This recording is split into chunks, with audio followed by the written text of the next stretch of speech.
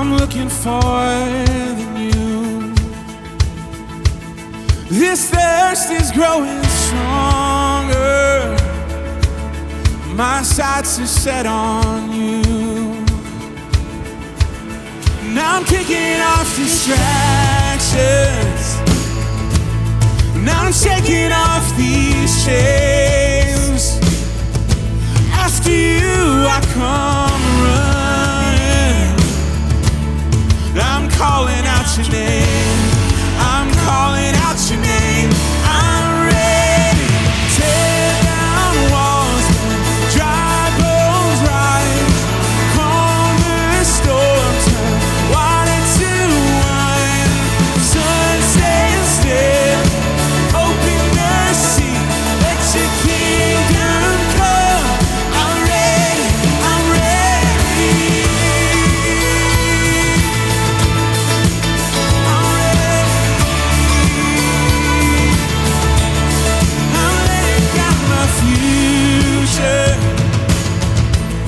Now leave the past behind. I'm jumping into mercy. No wave could drown this fire. No wave could drown this fire. I'm ready. Tear down walls, dry bones rise. Calm the storm, turn water to wine. Sun stands still. Open the sea. Let your kingdom come. I'm ready. I'm ready.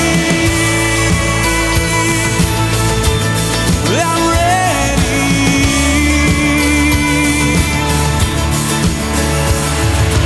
Fire by night, cloud by day. Oh, I'll keep following, light the way. Fire by night, cloud by day. I'll keep following, light the way. Fire by night, cloud by day. I'll keep following, light the way. Tear down walls, let dry bones rise. Calm the storm, turn water to wine. Sun stands still. Open the sea. Let your kingdom come. I'm ready. I'm ready. Tear down walls, let dry bones rise. Calm the storm, turn water to wine. Sun stays still. Open the sea. Let your kingdom come. I'm ready. I'm ready. Yes, we are. Well, I'm ready.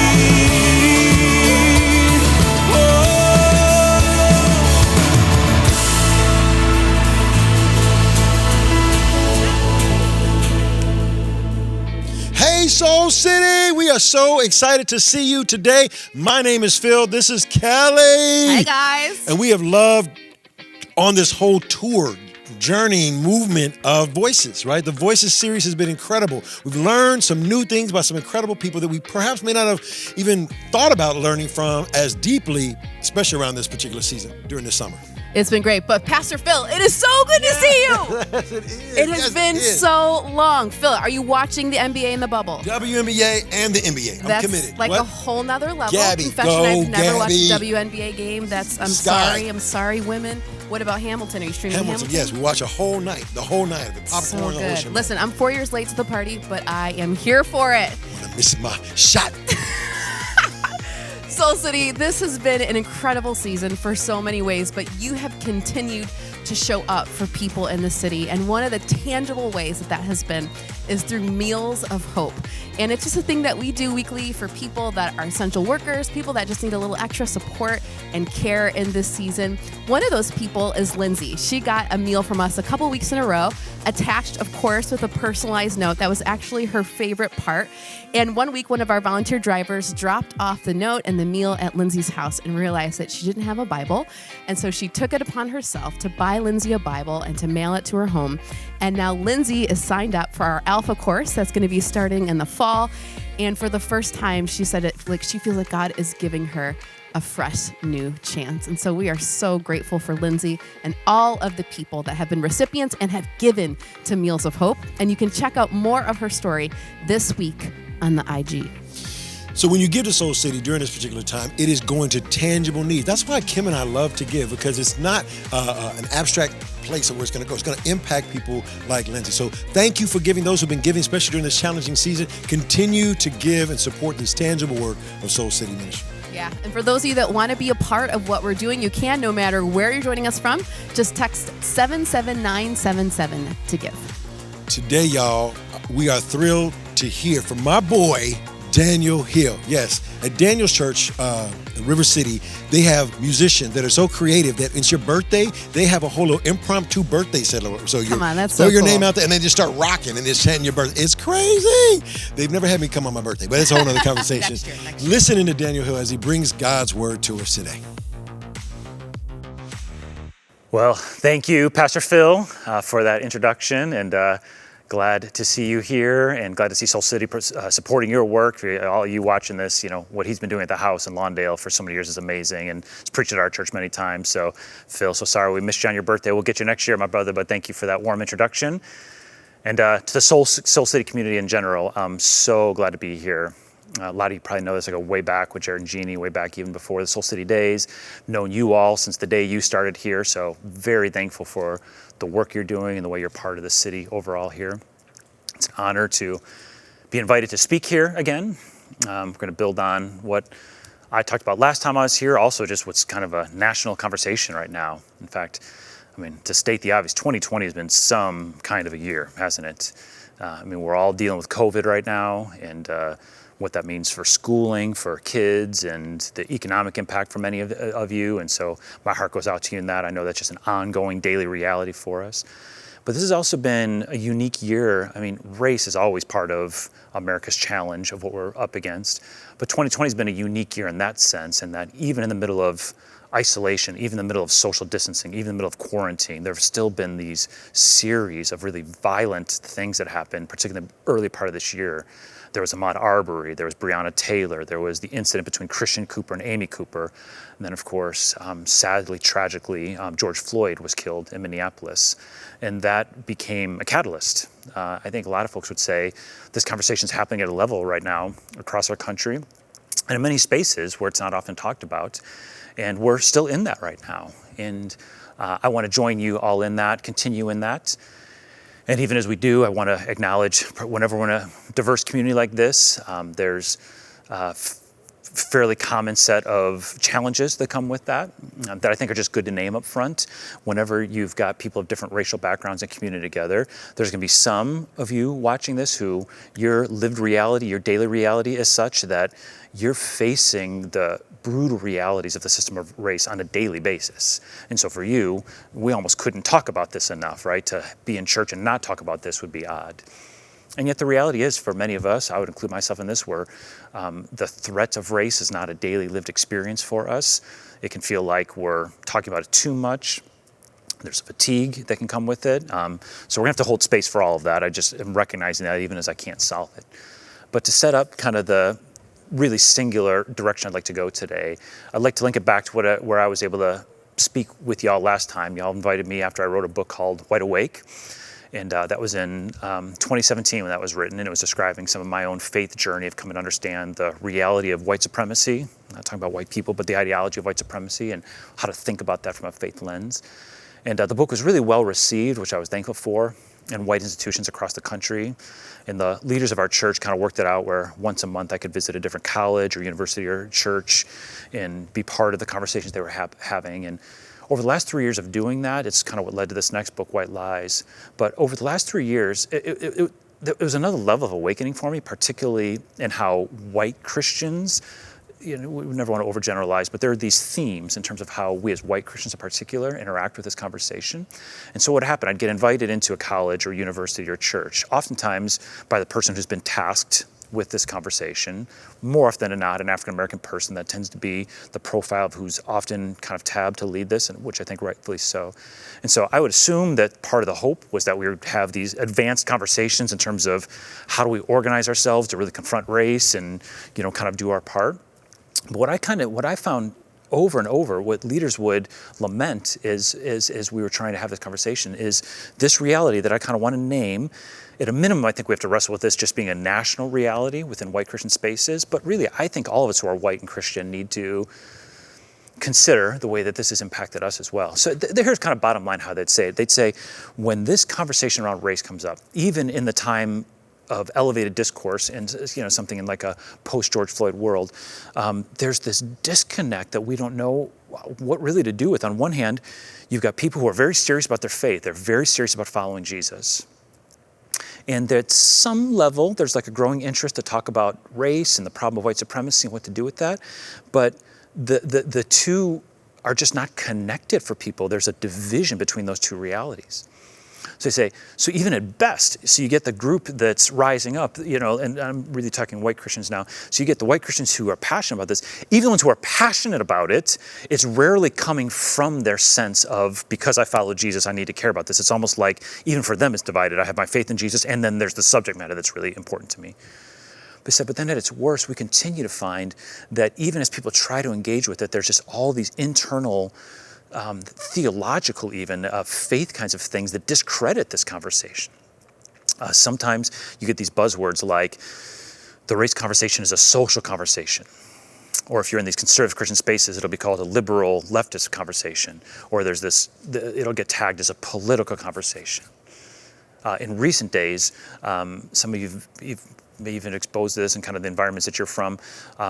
What's happening in a lot of spaces is the term Black Lives Matter is being, rather than wrestling with why that term needed to come up with in the first place as a reality of race that has continually discredited Black life. In a lot of white Christian spaces, there's like, oh, we wholeheartedly disagree with the politics of the Black Lives Matter movement, and therefore we don't want to have race conversations.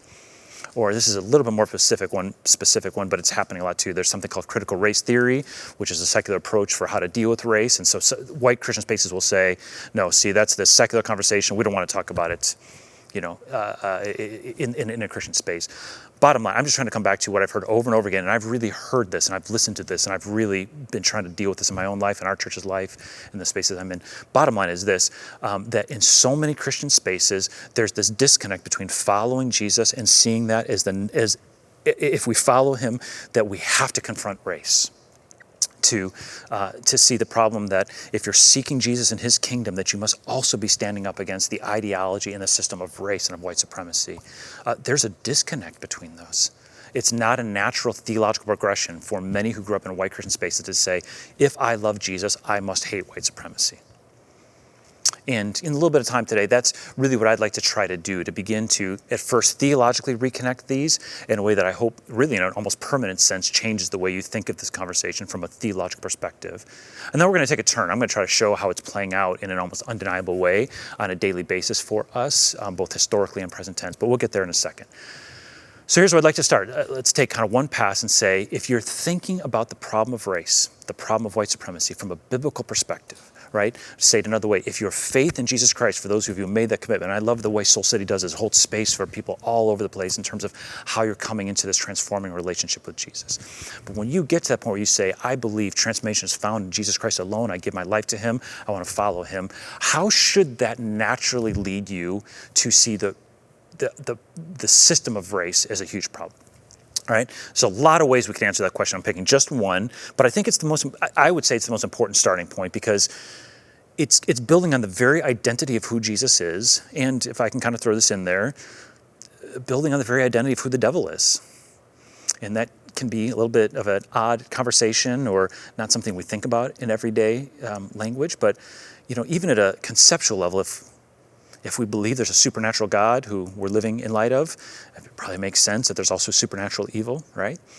And the truth of the matter is, you just can't listen to Jesus talk about life with him very much without him also warning that the evil one's real, right? That even how he teaches us to pray, thy kingdom come, thy will be done on earth as it is in heaven. It ends with protect us from the evil one, right? That as we live into the life that God has for us, there's this reality of the presence of evil.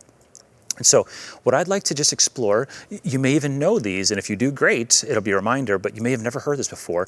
At the most basic, fundamental identity level, who is Jesus? How does he talk about himself in scriptures? Who is the devil? How does Jesus talk about who the devil is?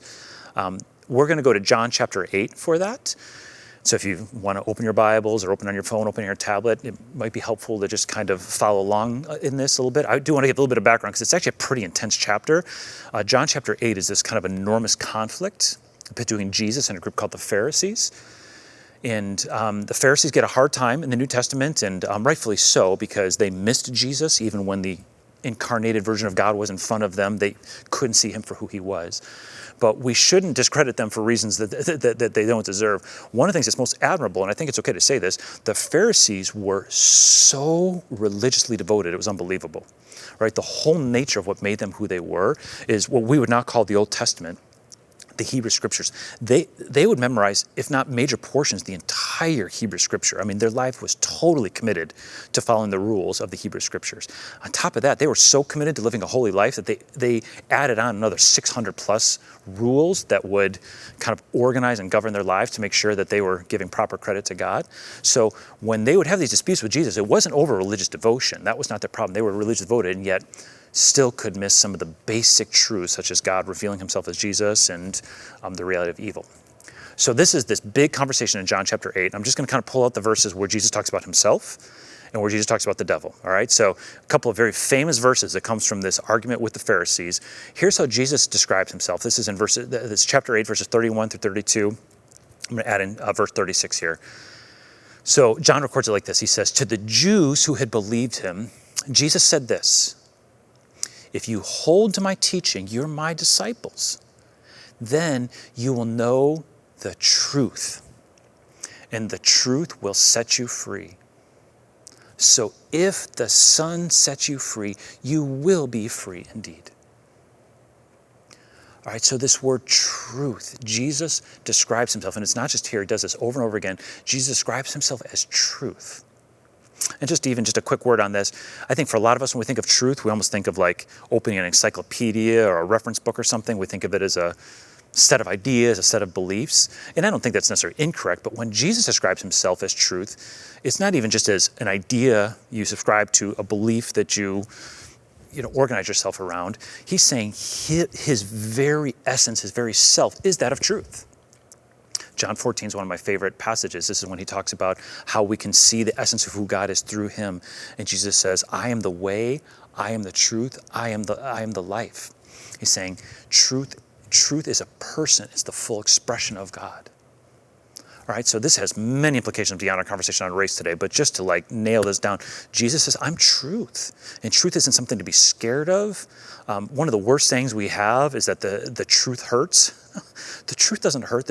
When Jesus describes truth, it's freedom-oriented. It's liberation-oriented. Truth sets us free. The more you experience this transformational relationship with Jesus, the more you're set free because of the truth that is found in him. All right, now let's contrast that with how Jesus talks about the devil. Just a little bit further in this conversation, Jesus asks it in question form. He's frustrated. He says, why is my language not clear to you? This is in verse 43. Because you are unable to hear what I say. And here's why. He says, you belong to your father, the devil. And you want to carry out your father's desires. He was a murderer from the beginning. All right, sounds very much like John 10:10 when Jesus says there's a thief who tries to steal and kill and destroy. He's a murderer from the beginning. He wants to disrupt and kill the work of God. Not holding to the truth, which of course the truth is Jesus. So Satan, the devil, terms used synonymously, the evil one, we can all use these synonymously, organizes himself in opposition to the truth of Jesus. For there is no truth in him. And it's this last part of verse 44 I want you to really reflect on. It's just so straightforward the way Jesus says this. The whole Bible points to the devil as a liar, but here's one of the most straightforward places where it's said, when the devil lies, he speaks his native language, for he is a liar, and he is the father of lies. All right, so when Jesus uses language, he says it three different ways. He essentially says it three different ways, and they all highlight just a small part that's different. So first, he just bottom lines it. He says, the devil is a liar. Right? But he says, the devil's not just a liar. His native tongue is that of lies. And a lot of you who are watching this, you have learned a second language before. You understand how significant a native tongue is.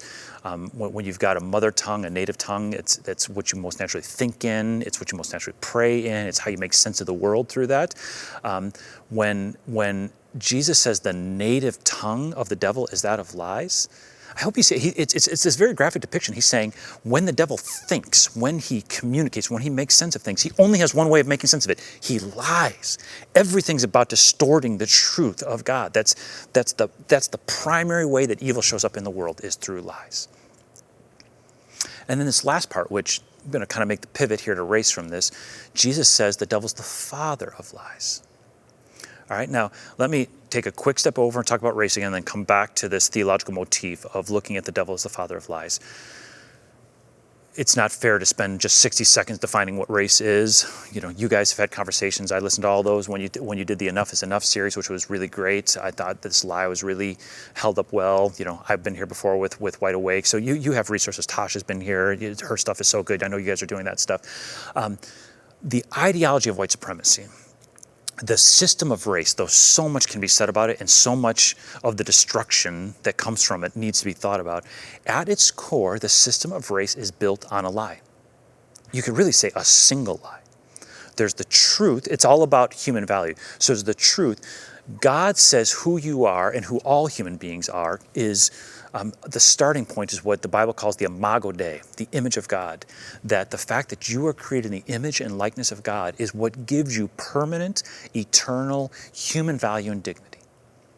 That's why no matter what life situation somebody's in when you meet them, their dignity is never at stake. Their worth is never at question. They're inherently worthy because they are children of the Almighty God. They've been created in the image and likeness of God. I hope you understand, when we talk about white supremacy, when we talk about race, we are talking about something built on a single lie that assaults and attacks the lies of God. What race says, race literally disputes this. Race says, no. The dignity of human beings does not come from the image and likeness of God. The capacity of a human being does not come from the fact they're created in the image of a triune God. The system of race is built on a lie that says human value comes from where you fall on this racial hierarchy. And since this hierarchy has been created, it's about 500 years old. We could make that case in a different conversation. It's about a 500-year-old hierarchy that's been built on this lie. And it says the top, it's always said that at the top is whiteness. That's where this term white supremacy comes from. It's not describing just violent people who do violent things. It's an ideology. It's saying there's an inherent supremacy, an inherent superiority that comes with whiteness. It's always been built with black on the bottom. I hate to say that out loud, but it's always how the hierarchy has been built. It has always said black people are less than human. They're subhuman. When taxation was being argued in the Constitution, black people were called 3/5 human, which really gets to this lie that whiteness is 5/5 human, blackness is 3/5 human. And then the lie has always organized other racial groups based on the proximity to the superiority of whiteness and the inferiority of blackness. And you can look throughout history in the way Latinx folks are talked about, or the way Asian American folks are talked about, and how based on their perceived proximity to either whiteness or blackness, their human value was determined based on that. And so if you can just go with me on that the heart of how race works is built on a lie about assigning human value based on this racial hierarchy. If we bring it back to the words of John 8, when Jesus says, I'm truth. So truth means the starting point's always going to be seeing human beings as created in the image of God and therefore having an inherent value and worth. The lie of race, which is demonic, if I can use that word, says no. Human value is not tied to the image and likeness of God. It's tied to where you fell on the human hierarchy. And if I can use that last phrase that Jesus used in John 8, when Jesus said the devil's the father of lies, here's how I'd say it. Anytime you see a lie anywhere, it's dangerous, right? I think you can trace most body image issues to this. You can trace most overworking to this. You can trace trying to please parents to this. It's based on some kind of a lie that to be worthy, to be meaningful, you have to do X, right? Anytime there's a lie, it's destructive. This phrase, the father of lies, is particularly powerful. I think this is, in Ephesians chapter 6, the Apostle Paul says, we're not battling against flesh and blood. We're battling against principalities and powers of darkness. If you want to know what a principality is without getting spooked by it, a principality is somewhere where a lie is being protected. And where it's not just a single person saying the lie, but where the lie is clustered together, where it has swarmed together, where it almost feels like something's in a father-like way protecting that lie. I really think that's the essence of how to biblically think about what race is.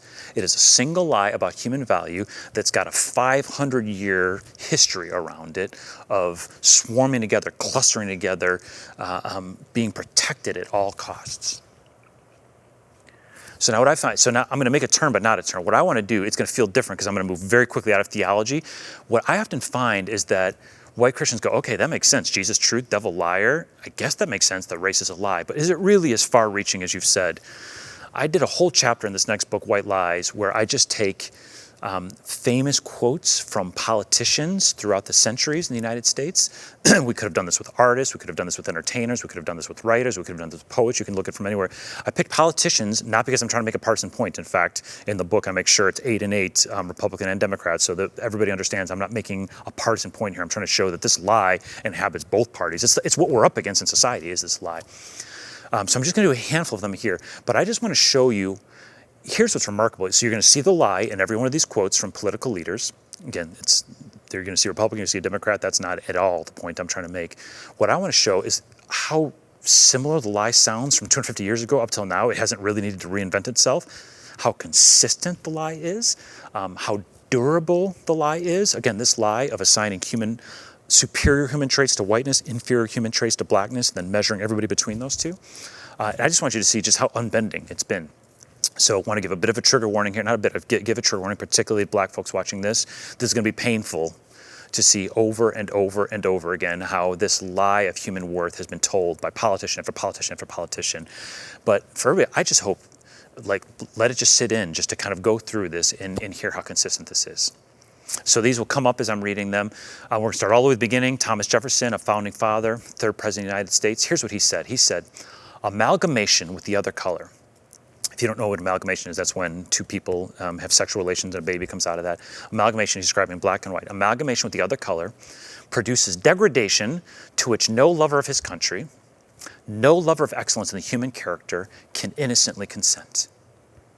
And of course, this is from the same man who owned more than 600 slaves, fathered several biracial children, amalgamating with them.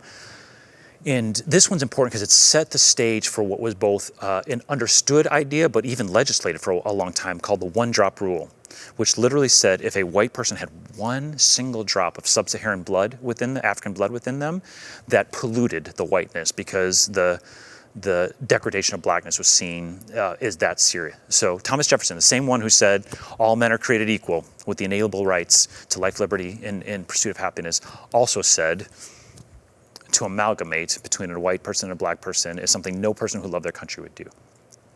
Let's go to another founding father. Let's go to James Madison, fourth president. He said, describing black people, again, these are going to be very painful, generally idle and depraved, appearing to retain the bad qualities of the slaves with whom they continue to associate without acquiring any good ones of the whites.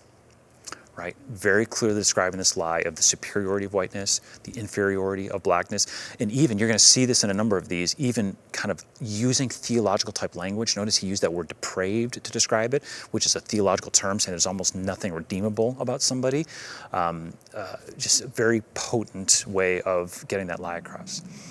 All right, now here's a hard one. We're going to do one of the good guys, which is intentional because I don't think it's helpful to say there's these bad people who tell lies and there's these good people who don't. What I'm trying to say is we're all impacted by this lie. We're all impacted. So most historians would say Abraham Lincoln did as much good legislation around racial affairs as anybody, and yet look at the degree to which he still embraced this lie.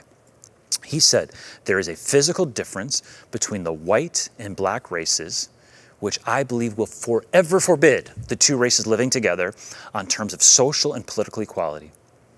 And inasmuch as they cannot live, while they do remain together, there must be the position of superior and inferior. And I, as much as any other man, am in favor of having the superior position assigned to the white race. See how deep that goes? Let's move up a little bit. I think this one's important because it's tied to the founding of the Confederacy. This is Jefferson Davis, a senator from Mississippi. Those of you who follow Ibram Kendi's work, you'll see that he wrote his first book off of this quote. Davis said, "This government was not founded by Negroes nor for Negroes, but by white men for white men. The inequality of the white and black races was stamped from the beginning." Right? One of the reasons that one is so hard for me in particular is the way, this lie is so deadly, so dangerous. And again, it's not just extreme violent groups who are saying these are politicians who've been elected by 51% or more of the nation, right? Notice the way he appeals to divinity language, divine language, right? One human being can't stamp worth onto another human being, right? We don't have that. That's a divine function. That's a divine power.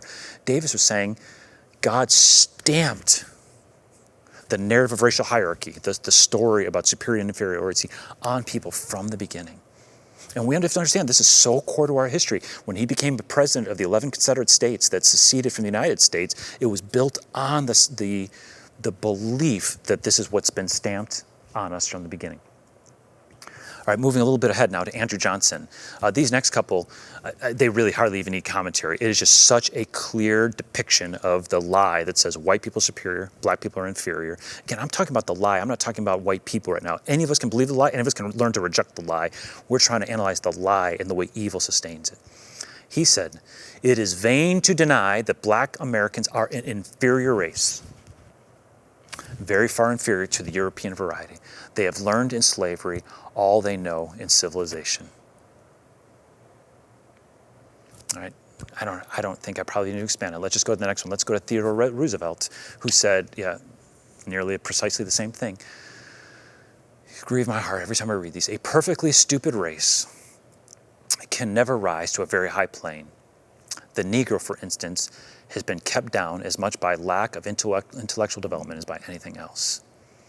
Let's keep moving up throughout history. I do want to show this is never just a black-white conversation. It affects everybody, but the lie is built on proximity to whiteness and proximity to blackness. So I want to show how it began to evolve where other people were measured based on the proximities to these two. So Woodrow Wilson, who was, he's a whole case study on how he regularly came to this lie.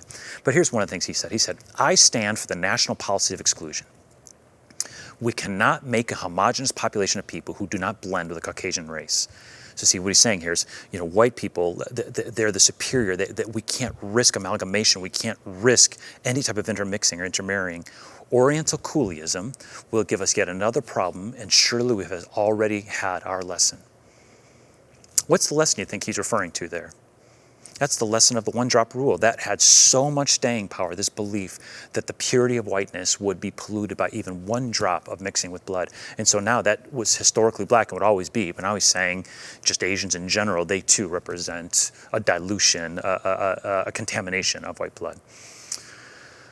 Let's go to one. We'll jump up now. We're going to start moving very closely into the civil rights era, some of what kind of brought this to a head.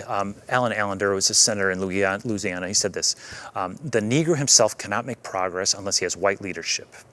If you call that supremacy, suit yourself.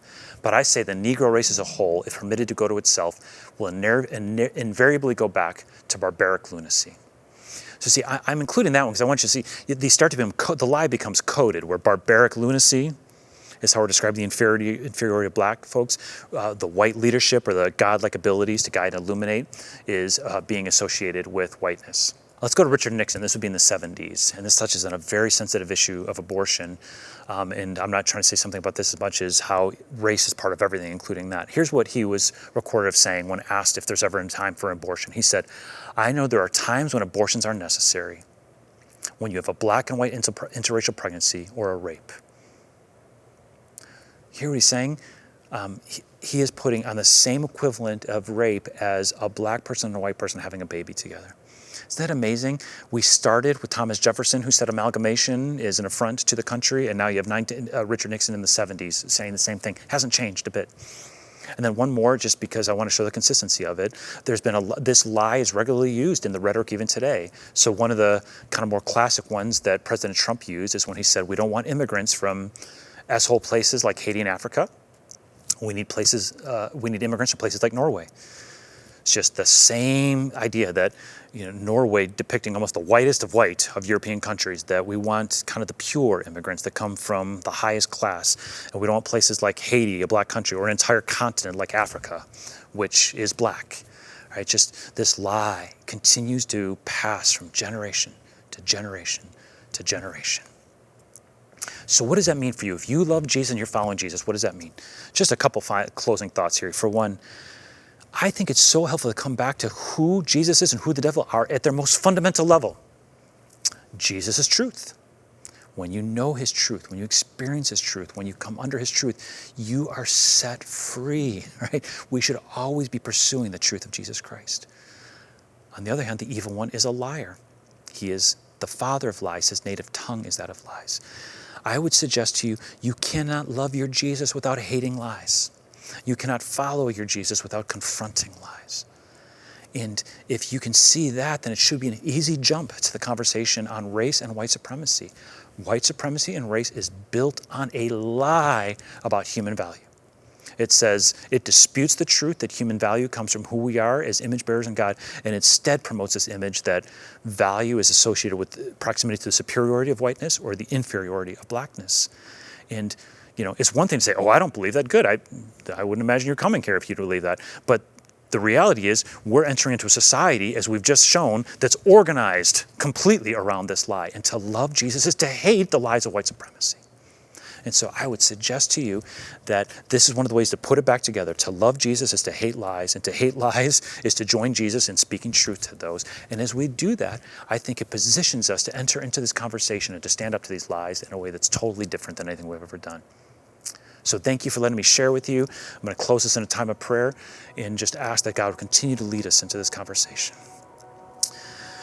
Dear God, as we, in all of our different spaces where we're watching this, we come to you as image bearers, as children of the Almighty God, as human beings who you thought of in your imagination before we ever took our first breath, who you designed intimately and intricately while we were still in our mother's womb. That's who we are. That's what the truth of us is. But we have been born into a system, we've been born into a society where a lie about human value reigns, and where it reigns destruction and pain, where we have seen lives lost to this lie over and over, where we've seen systems of inequality built on these lies. Help us, God, to know the truth of you in increasingly sharp ways. We need that. That's the starting point. And then empower us, give us the courage to stand up to those lies, to reveal those lies, to refuse to be complicit with those lies as we follow you. We know there's freedom in you. We pray that we will continue to experience that freedom. In your name we pray. Amen. Peace, bring it all to peace. The storm surrounding me, let it break. At your name, still. All the sea is still, the rage in me be still, every way at your name. 'Cause Jesus, Jesus, you make the darkness tremble. Jesus, Jesus, you silence fear. Jesus, Jesus, you make the darkness tremble. Jesus, Jesus. Breathe, call these bones to live, call these lungs to sing once again. I will praise, oh Jesus, Jesus, 'cause you make the darkness tremble. Jesus, Jesus, you silence fear. Oh Jesus, Jesus, you make the darkness tremble. Jesus, Jesus, oh Jesus, Jesus, you make the darkness tremble. Jesus, Jesus, you silence fear. Jesus, Jesus, you make the darkness tremble. Jesus, Jesus, 'cause you're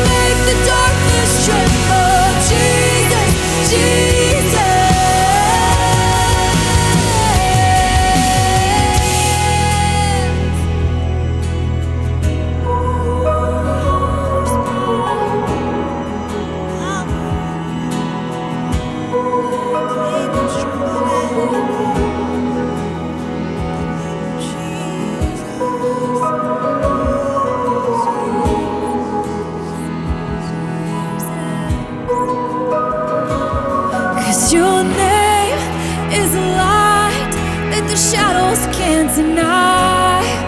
Your name cannot be overcome. 'Cause your name is a light forever lifted high. 'Cause your name cannot be overcome. 'Cause your name is a light that the shadows can't deny. 'Cause your name cannot be overcome. 'Cause your name is alive and forever lifted high. Your name cannot be overcome. Oh Jesus, Jesus, oh you make the darkness tremble. Jesus, Jesus, oh you silence fear. Jesus, Jesus, you make the darkness tremble. Jesus,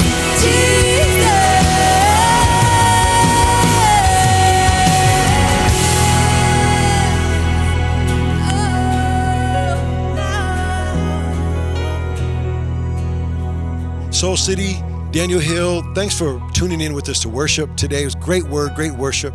If there's any way that we can join you in prayer, text in one word, SCC prayer, to 31996 today.